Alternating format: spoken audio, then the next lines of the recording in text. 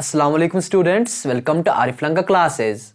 So today is our fifth lecture on the chemical reactions and the equations, which is the chapter number 1 of your class 10th chemistry beta.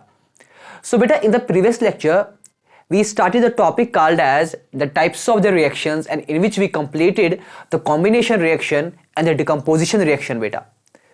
So if I will give you a quick recap of the combination and this decomposition reaction. So our topic was like this कि जो combination reaction जो बेटा होती है, इसमें दो या दो से ज़्यादा हम देखते हैं reactants combine होते हैं और उसके बाद हमको कुछ एक single product देते हैं बेटा.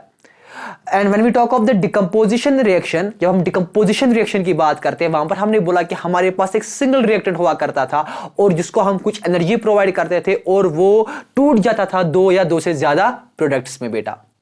हमने बोला कि जो ये डिकम्पोजिशन होती है इसमें हम एनर्जी को प्रोवाइड कर सकते हैं या तो इन the form of the heat तो कहलाएगी थर्मल डिकम्पोजिशन, या तो हम इसको एनर्जी देते हैं बेटा इन the form of the electricity तो कहलाएगी इलेक्ट्रोलाइटिक डिकम्पोजिशन, या तो हम इसी को एनर्जी देंगे in the form of the sunlight तो कहलाएगी photo decomposition reaction, photochemical decomposition reaction बेटा. सो हम अपने सफर में आज और आगे बढ़ने जाएंगे और आज हम स्टार्ट कर लेंगे और कुछ इंपॉर्टेंट रिएक्शंस, जिसमें एक इंपॉर्टेंट सी रिएक्शन पहले मैं यहां पर दिखा लूंगा, that is to be called as the endothermic reactions बेटा. So our topic is now endothermic reactions.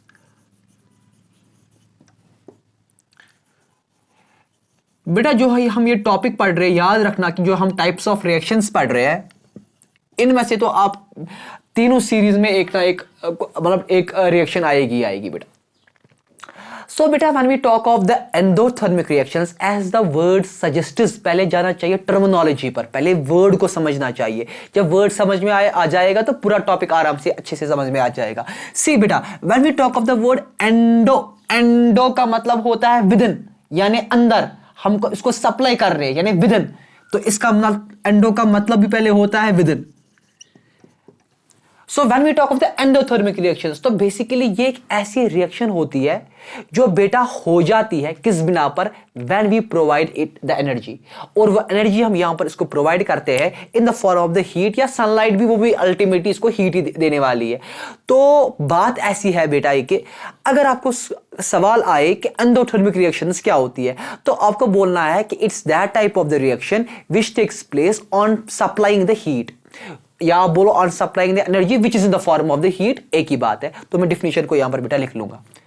So I hope कि आपने ये विदिन लिखा हुआ होगा. एंडो का मतलब ही होता है बेटा within. So endothermic reactions, it is that type of reaction, it is that type of reaction, it is that type of reaction which takes place as we provide heat to it. यानी बेटा ये एक ऐसी reaction है जो बेटा take place कर लेती है, कैसे, किस बिना पर, जब हम इसको बेटा प्रोवाइड करते हैं हीट, यानी एनर्जी जो हम इसको बेटा दे रहे हैं वो यहां पर हम इन द फॉर्म ऑफ द बेटा हीट दे रहे हैं. So that type of the reaction जो होती है उसको बेटा हम कहते हैं एंडोथर्मिक रिएक्शंस. तो बेटा अगर मैं आपको अब यहां पर यह बात बताऊं कि जो हमने इससे पहले पढ़ी डिकम्पोजिशन रिएक्शंस, क्या वहां पर एनर्जी नहीं प्रोवाइड करते थे, क्या वहां पर हम हीट नहीं प्रोवाइड करते थे, क्या वहां पर हम सनलाइट नहीं प्रोवाइड करते थे, क्या तो एनर्जी तो इन्हीं तीन फॉर्म्स में हम प्रोवाइड करते हैं ना, या तो हम करते हैं provide in the form of the heat, या तो इलेक्ट्रिसिटी, या तो हम प्रोवाइड करते इन the form of the sunlight. हाँ, अब यहां पर हम बोलते हैं particularly in the form of the heat, तो हम बोलेंगे फिर ऑल थर्मल डिकम्पोजिशन रिएक्शन जो हमारे पास है वो कहलाएगी बेटा आपकी endothermic reactions. So all thermal अब मैं पर्टिकुलरली जब हम हीट की बात करते हैं ना, देखो बेटा किताबें यहां पर दो चीजें लिखती है. किताबें लिखती है कि all decomposition reactions are the endothermic reactions, लेकिन बेटा यहां पर एक चीज आपको समझ लेना है, जब हम बोलेंगे और थर्मल और decomposition reactions are the endothermic reactions, वो भी सही है, या आप बताओ all thermal decomposition reactions are the endothermic reactions, बेटा वो भी सही है. क्यों बेटा सही है? देखो बेटा अगर आप वहां पर हम बोलते हैं कि पहले सबसे पहले डिकम्पोजिशन की आती है reaction that is to be called thermal decomposition, वहां पर तो कोई इख्तिलाफ है ही नहीं, वहां पर आप बोलते हो कि सीधे हम हीट देते हैं. जब हम इलेक्ट्रिसिटी की बात करते हैं बेटा यू नो दैट जिस जहां पर भी इलेक्ट्रिसिटी पास हो जाती है एज पर the Joule's law of the heating, वो वहां पर हीट को प्रोड्यूस करती है, तो हम वहां पर भी बोल सकते हैं हीट प्रोड्यूस हो गई। सिमिलरली जब सनलाइट जिस चीज पर भी पड़ेगी हम बोलते हैं कि वहां पर हीट प्रोड्यूस हो जाती है, तो वहां से भी बेटा हीट ही प्रोड्यूस अल्टीमेटली हो गई।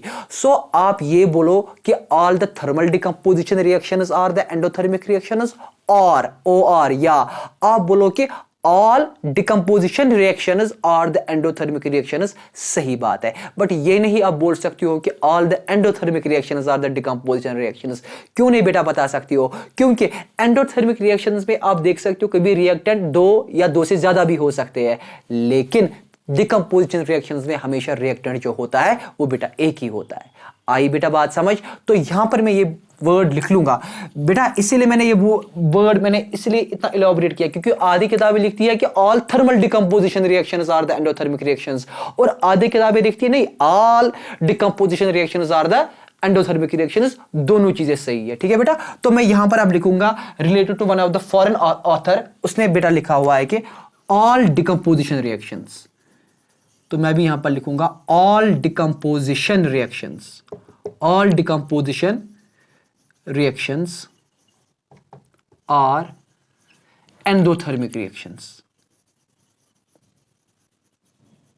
All decomposition reactions are endothermic reactions. But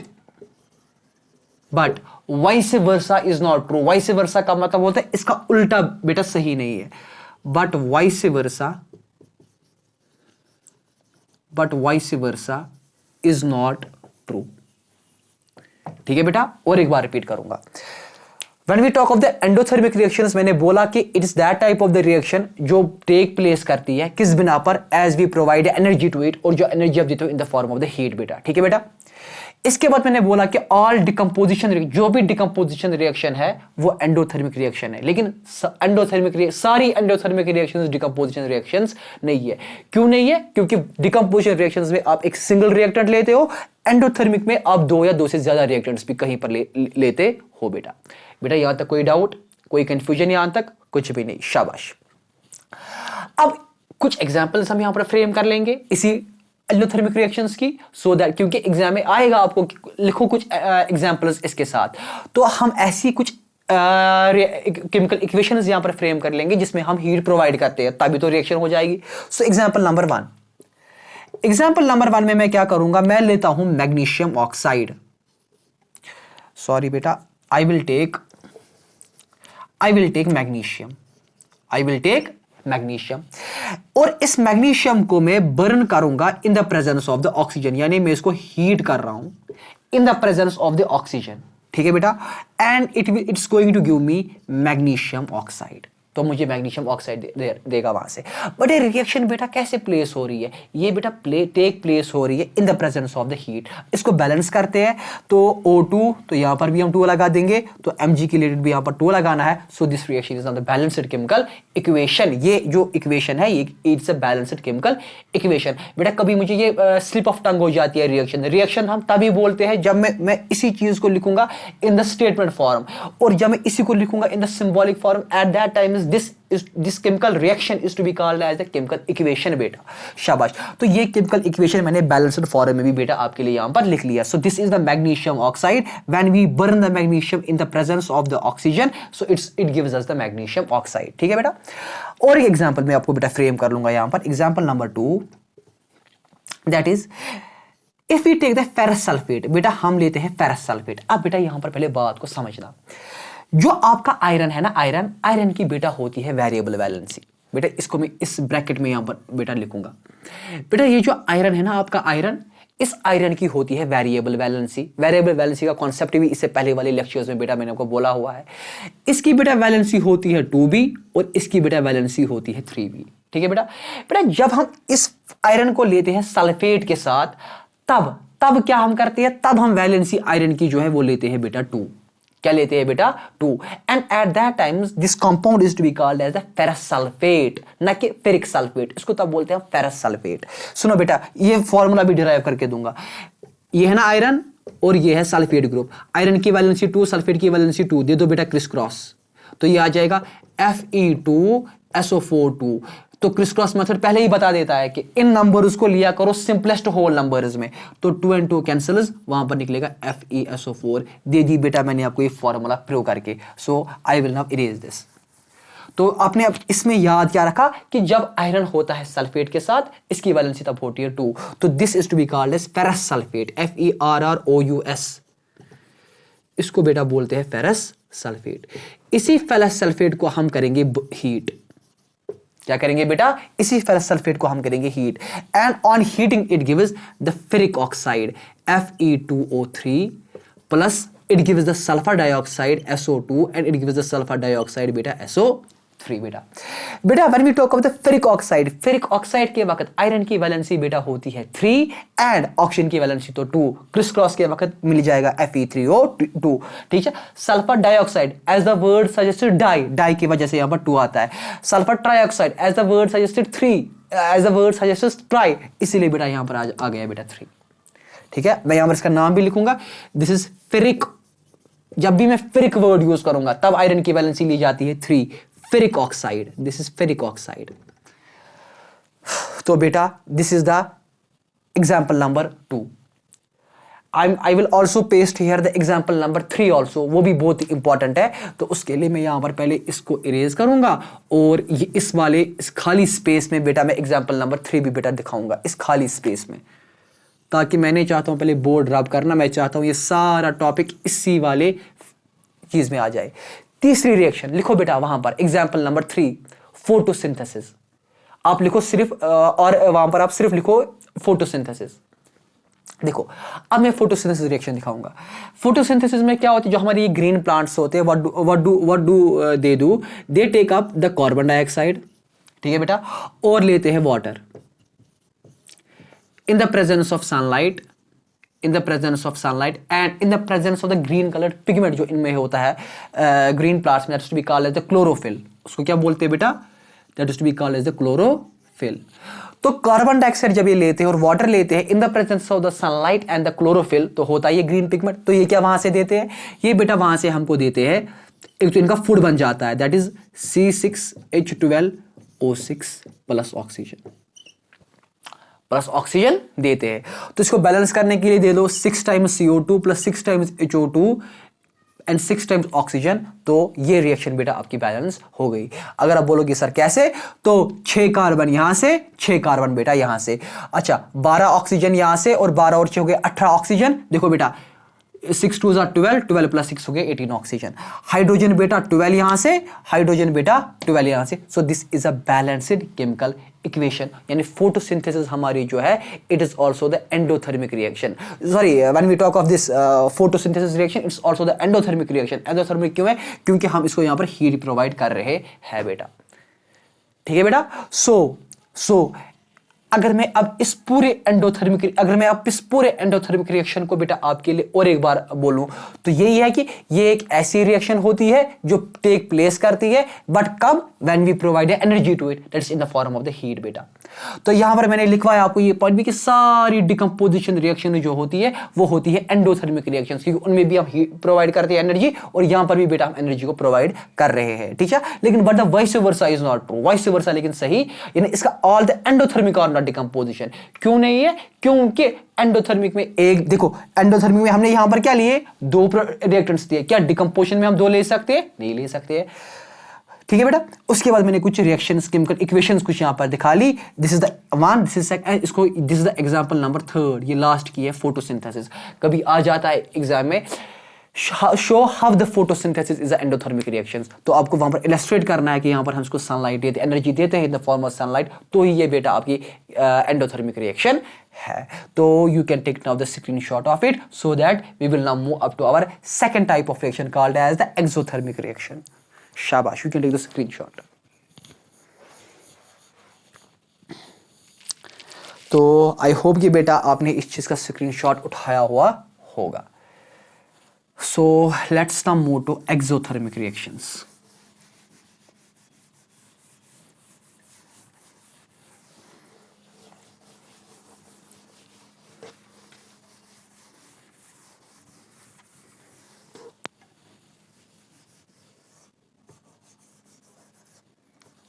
Now beta, let's move to exothermic reactions. Listen beta, exothermic.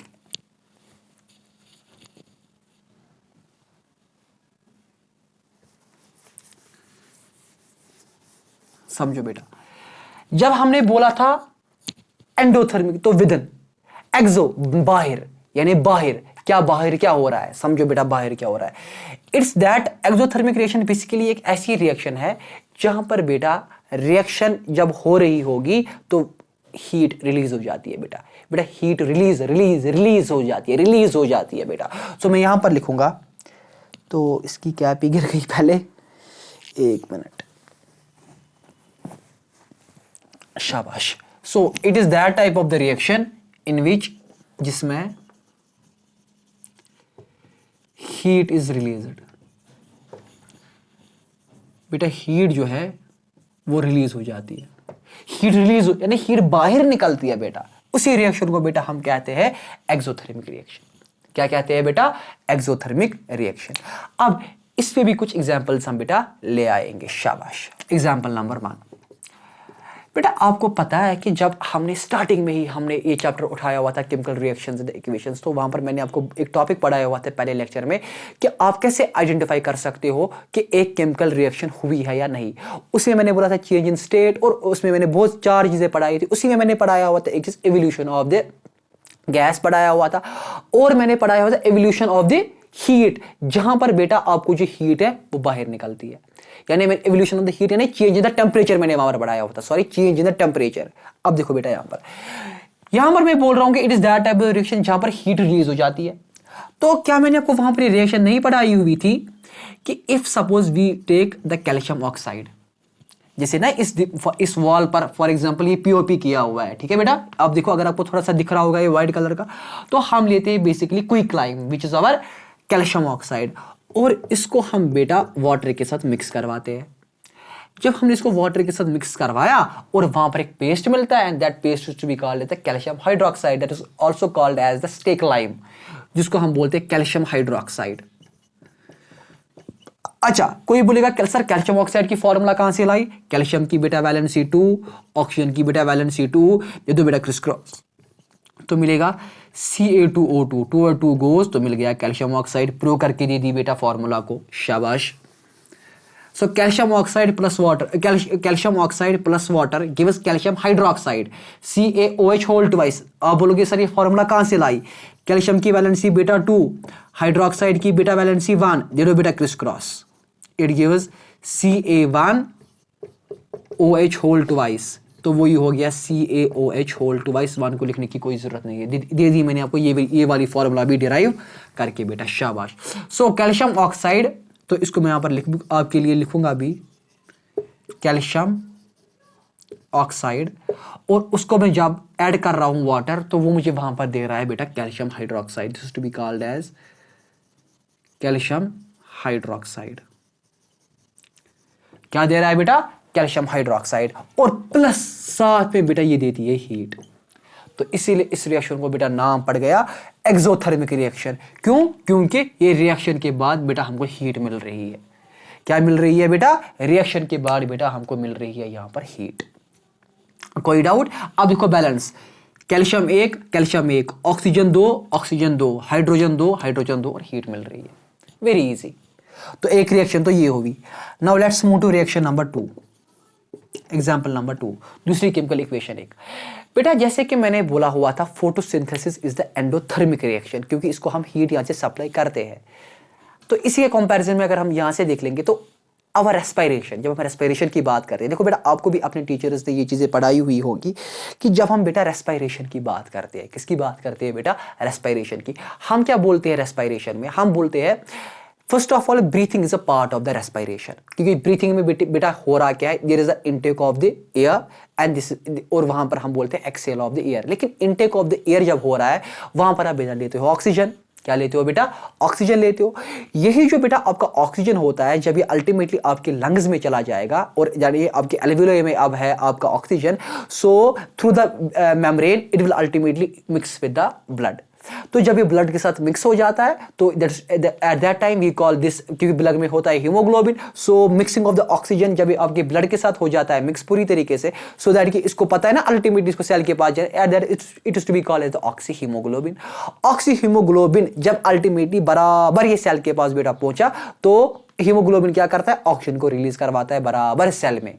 क्या करवाता है, रिलीज बराबर सेल में। अब सेल में क्या होता है, ऑलरेडी वहां पर हमको ब्लड ने ट्रांसपोर्ट किया होता है वहां पर हमारे सेल्स में बेटा ग्लूकोज, तो ग्लूकोज दैट इज C6H12O6, इस ग्लूकोज के ऊपर जब पड़ता है बेटा ऑक्सीजन, जो बेटा हम करते हैं इनहेल, तो ऑक्सीजन क्या करता है ग्लूकोज को, इसको बेटा ब्रेक करता है। किसमें करता है ब्रेक, एक तो एटीपी पे, ATP is the energy packets, तो इनको हम बोलते हैं एज द एडेनोसिन ट्राइफॉस्फेट, और कार्बन डाइऑक्साइड और बेटा प्लस वाटर। जो ये वाटर होता है ये इन the form of the water vapour होता है। अब सवाल है, जो यहां पर ये एनर्जी देता है ना इन the form of the ATP, यही एनर्जी हम यूटिलाइज करते हैं in the form of the heat. क्या यूटिलाइज करते हैं, ये हम यूटिलाइज करते हैं in the form of the heat, जो भी हम काम करते हैं बेटा। ठीक है, ठीक है बेटा। तो this is the second example of the chemical, this is the second example of the exothermic reactions बेटा। और यही थी हमारी दूसरी एग्जाम्पल इसकी एक्सोथर्मिक रिएक्शन की बेटा। So is that type of the reaction in which the heat is release, जहां पर आप देख रहे हो कि बेटा हीट रिलीज हो रही है। ठीक है बेटा। और कुछ रिएक्शंस में दिखाऊंगा आपको इसकी। फॉर एग्जाम्पल तीसरी एग्जाम्पल लिखो बेटा वहां पर तीसरी एग्जाम्पल में burning of the natural gas. लिखो बेटा वहां पर burning of the natural gas. बेटा जब हम नेचुरल गैस की बात करते हैं तो इसमें होता क्या है, इसमें 95% बेटा होता है आपका मीथेन ही, मीथेन। तो the chemical formula of the methane that is CH4। जो ये मीथेन होता है, जब मीथेन बर्न होता है इन the presence of the oxygen, समझना बेटा, जब आप इसको जलाते हो इन the presence of the oxygen, तो बेटा ये वहां से क्या देता है, ये बेटा आपको वहां से देगा कार्बन डाइऑक्साइड प्लस, इस हीट को भी यहां पर लिखो, कार्बन डाइऑक्साइड प्लस और देता है वाटर, और देता है बेटा plus tremendous amount of the heat, tremendous amount of the heat. अब आपको एक सवाल होगा दिमाग में, सर आप क्या बोल रहे हो कि इसको बर्न तो हम इसको यहीं से हीट दे रहे हैं? नहीं बेटा, देखो आप सिर्फ इसको बेटा जला रहे हो, मतलब आप इसको बेटा मतलब अ सॉर्ट ऑफ द मतलब एलिमिनेट करवा रहे हो बस, और कुछ भी नहीं करवा रहे हो, क्योंकि अल्टीमेटली देता तो ये वहां से हीट है। इस चीज को और अच्छे से समझाने के लिए हमारे घर में होते हैं ना गैस सिलेंडर्स, एलपीजी गैस, उसमें सबसे ज्यादा कौन सा वाला गैस होता है, ब्यूटेन होता है। ब्यूटेन की फॉर्म, ये और एक रिएक्शन है, इससे आपको ये और एक इक्वेशन है, इससे आपको अच्छे से समझ में आ जाएगा। ब्यूटेन की केमिकल फॉर्मूला होती है मिथ इथ प्रो ब्यूट, ब्यूट यानी चौथे नंबर पर आ जाएगा, तो ये आएगा C4H10। करो अब इसको बर्न इन द सेंस, जो मैं यहाँ पर बोल रहा हूं ना, ऑक्सीजन की प्रेजेंस में जब हम इसको मैचस्टिक या लाइटर से क्या देते हैं, इसको इल्यूमिनेट हम करवाते हैं, तो वहां पर भी ये देता है कार्बन डाइऑक्साइड प्लस वाटर। बेटा क्या वहां से आपको वो हीट नहीं मिलती है? कितनी बेटा हीट मिलती है? ये तो प्रैक्टिकल एग्जांपल है। तो ये हमको ट्रमेंडस अमाउंट ऑफ द बेटा हीट देती है वहां से। जो घर में हमारा एलपीजी गैस होता है उस पर ट्रमेंडस अमाउंट ऑफ द बेटा ब्यूटेन होता है। So this is the fourth chemical reaction, chemical equation मैंने बेटा आपको यहां पर दे दी when we talk of the exothermic reaction.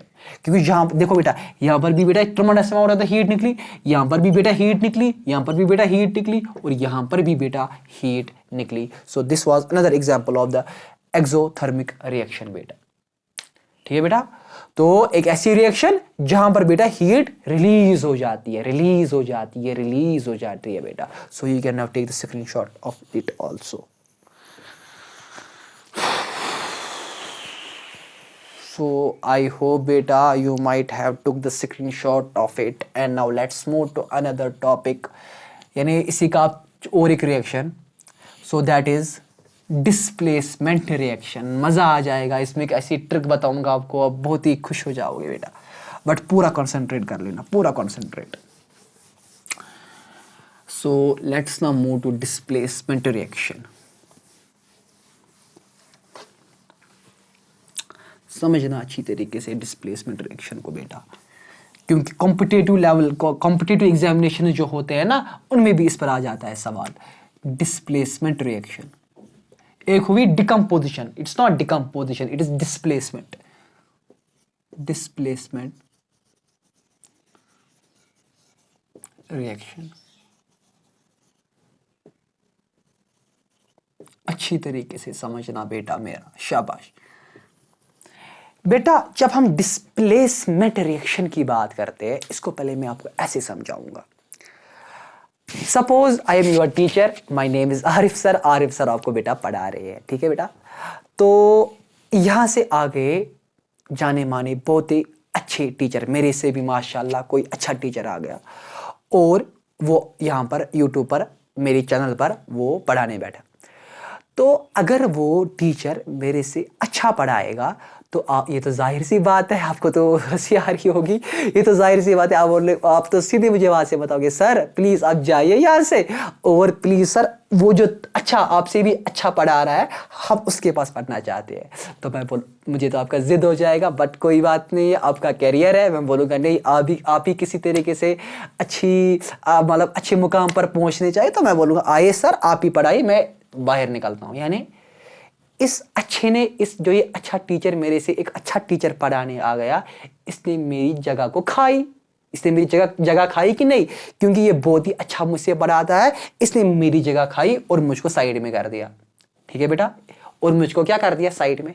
क्या बेटा इसको मैं ऐसे बोल सकता हूँ कि इसने मुझे डिस्प्लेस कर दिया, क्योंकि ये अच्छा टीचर है ना। इस अच्छे टीचर ने मुझे कमजोर टीचर यानी कुछ अच्छा खास नहीं मैं पढ़ाता हूं, इसने मुझे अपनी पोजीशन से डिस्प्लेस कर दिया और मेरी पोजीशन यहां पर खा ली। एक तो ये सूरत बन जाती है। दूसरी सूरत हाल ऐसे बन जाती है कि मैं पढ़ा रहा हूं, मैं केमिस्ट्री पढ़ा रहा हूं फॉर एग्जाम्पल, और वहां से और कोई दूसरा टीचर आए, बट बेचारा मेरे से कमजोर है पढ़ाने में। क्या है बेटा, मेरे से कमजोर पढ़ाने में। अब तो आप खुशी होंगे, नहीं सर आप ही के पास ज़्यादा समझ में आ रहा है, और अच्छी बात है कि आपसे कमजोरी से टीचर आ गया। तो बेटा जो ये बेचारा एक कमजोर टीचर आ गया, इसने मुझे जगह खाने की कोशिश की, लेकिन मैंने इसको बता दिया भाई मेरे बच्चों को मेरा ही सबसे अच्छा समझ में आ जाता है, तो तू यहाँ पर टिकने वाला ना, तो तुझे यहाँ पर कोई एक्सेप्ट ही करने वाला है, तो मेहरबानी करके तो साइड में ही रह ले, और मेरे बच्चे मेरे साथ ही पूरा कंफर्टेबल है। तो जब इसको पता चलेगी कि नहीं आरिफ सर मुझसे भी अच्छा पढ़ा रहे हैं, ये बेचारा एक कमजोर तरीन शख्स, कमजोर तरीन बंदा बनकर बेचारा वापस चला जाएगा। यानी इसने मुझको डिस्प्लेस नहीं कर दिया। यानी डिस्प्लेस इन शॉर्ट वो कर सकता है जो ज्यादा ताकतवर होगा। अब इसको मैं अगर रिलेट करवाऊंगा आपके डिस्प्लेसमेंट रिएक्शन के साथ, तो मैं बता सकता हूं कि ये एक ऐसी रिएक्शन है जहां पर एक मोर रिएक्टिव एलिमेंट जो है वो डिस्प्लेस करेगा लेस रिएक्टिव एलिमेंट को। मोर रिएक्टिव एलिमेंट जो है वो डिस्प्लेस करता है किसको, लेस रिएक्टिव एलिमेंट को। यानी मैं इसके बाद समझाऊंगा भी, पहले मैं डिफिनीशन यहां पर लिखूंगा। It is that type of reaction in which more reactive जो बहुत ज़्यादा reactive है, in which the more reactive element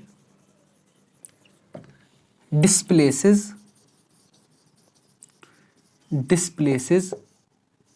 less reactive element. यानी बेटा डिस्प्लेसमेंट रिएक्शन एक ऐसी रिएक्शन है जहां पर मोर रिएक्टिव एलिमेंट जो बेटा होता है वो डिस्प्लेस करता है, किसको डिस्प्लेस करता है, लेस रिएक्टिव एलिमेंट को डिस्प्लेस करता है बेटा। यानी मैं इसको पहले एग्जांपल से समझाना चाहता हूं। फॉर एग्जांपल मैं लूंगा आयरन और यहां से लूंगा copper sulphate. Copper sulphate, copper की वैलेंसी 2 और आपके सल्फेट की वैलेंसी 2 एंड 2 कैंसिल, तो कॉपर सल्फेट मिल गया।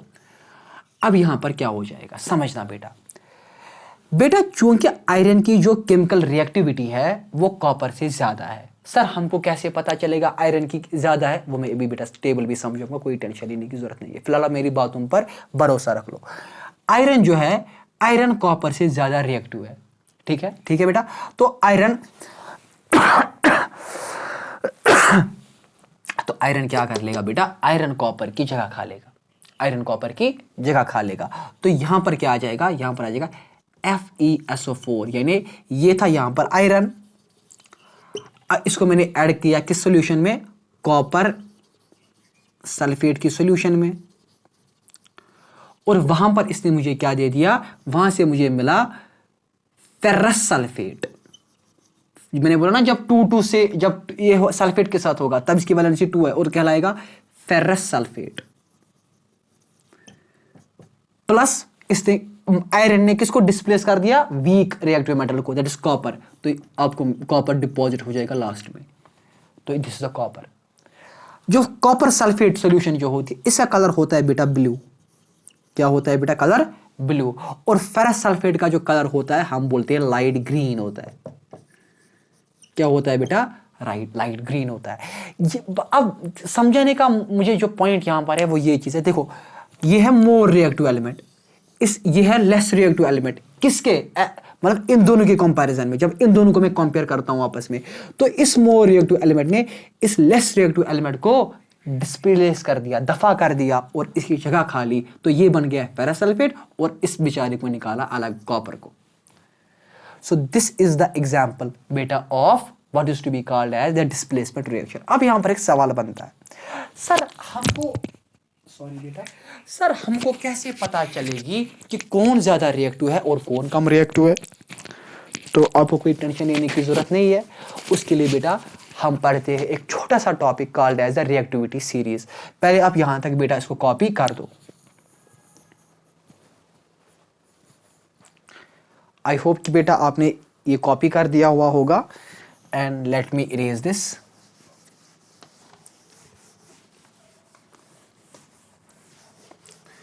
And let me move to another very beautiful topic related to this displacement reaction called as a reactivity series। क्योंकि अब हमको देखना है ना कि कौन ज्यादा रिएक्टिव है, कौन कम रिएक्टिव है, कौन किस चीज को डिस्प्लेस करेगा। उसके लिए हम पढ़ते हैं reactivity series.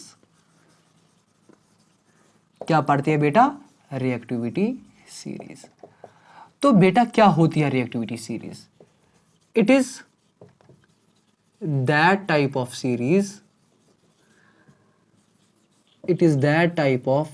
Series, in which elements, जो ज्यादातर होते हैं मेटल्स ही, in which the elements are arranged in decreasing reactivity.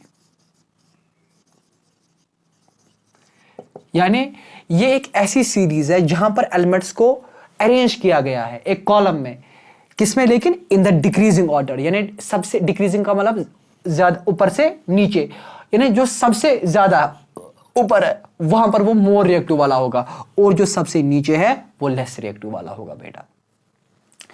तो अब सर कौन ज्यादा रिएक्टिव है और कौन लेस रिएक्टिव और इस टेबल को कैसे याद रखें, उसके लिए बेटा एक बहुत ही अच्छी ट्रिक है। एक छोटी सी फॉर्मूला, आपको बहुत अच्छा लगेगा वो फॉर्मूला याद रखकर। देखो बेटा फॉर्मूला है क्या, फॉर्मूला है please do not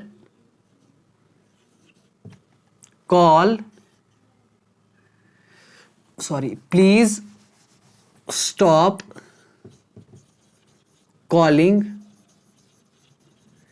me a careless zebra। Please stop calling me a careless zebra। Instead, try learning how copper saves, और लास्ट में आ जाता है गोल्ड। कॉपर कैसे सेव करता है गोल्ड को बेटा। अब कैसे आप इससे क्या फायदा मिला, जो इसका पहला अल्फाबेट है ना उससे हम निकालेंगे element. Here is P resembles here potassium. Here is S resemble करता है बेटा सोडियम। बेटा हियर इज सी रिजेंबल करता है कैल्शियम। बेटा हियर इज एम रिजेंबल करता है magnesium. Here is A resemble करता है aluminium. Here is C resemble करेगा carbon. Here is Z, Z represent करेगा zinc. Here is I, I represent करेगा iron. Here is T, T represent करेगा tin. Here is L, L represent करेगा lead. Here is H, H represent करेगा hydrogen. Here is copper, copper तो पता ही है copper ही है। एस, एस रिप्रेजेंट करेगा सिल्वर। और लास्ट में गोल्ड है, वो भी पता ही है बेटा। सो ये आपको बेटा मैंने एक रिएक्टिविटी सीरीज दी थी, कैसे आप इस चीज को याद रख सकते हो कि please stop calling me a careless zebra, instead try learning how the copper saves gold बेटा। तो अब अपनी रिएक्शन पर आ जाओ जो मैंने इससे पहले पढ़ाई हुई थी। Iron plus copper sulphate gives ferrous sulphate plus copper. देखो बेटा अब समझना है मेरी बात। चलो आ जाओ रिएक्टिविटी सीरीज पर। एक तो यहां पर आयरन है और कॉपर है। कहां गया आयरन, ये देखो आपका आयरन है। कहां गया कॉपर, ये आपका कॉपर है। तो ये तो डिक्रीजिंग ऑर्डर है। कौन है अब ज्यादा रिएक्टिव, आयरन किन कॉपर? सर सीधी सी बात है, आयरन तो मोर रिएक्टिव है, इसीलिए यहां पर आयरन ने कॉपर की जगह खाई बेटा। सपोज अभी दूसरी रिएक्शन लिखूंगा, copper plus iron sulphate gives sir क्या ये रिएक्शन पहले हो जाएगी? बेटा नहीं हो जाएगी। क्यों? कॉपर तो बेचारा लेस रिएक्टिव है देन द आयरन, तो कैसे ये रिएक्शन हो सकती है? तो यहां पर मैं लिखूंगा this reaction will not take place. This reaction will not take place बेटा। ठीक है बेटा। सो आज हमने बेटा पढ़ा बहुत ही important 3 types of reactions, that is the endothermic reaction, exothermic reaction and बेटा डिस्प्लेसमेंट रिएक्शन बेटा। सो इस टॉपिक के रिलेटेड कहीं पर कोई भी डाउट या कंफ्यूजन होगी, you can directly call me और you can tell me in the comment section, और for specially for my students of my specially for the students of my school, जिनके लिए मैं बेटा यहाँ पर इतनी मेहनत कर रहा हूँ, तो वो मुझे बेटा स्कूल में भी बेटा आपको बता सकते हो, कोई भी ऐसा इशू नहीं है। तो आई होप कि यहाँ तक आपको अच्छे से समझ में आए। सो इंशाल्लाह मिलते हैं अब अगले लेक्चर में और कुछ रिएक्शंस के साथ। टिल देन अस्सलाम वालेकुम।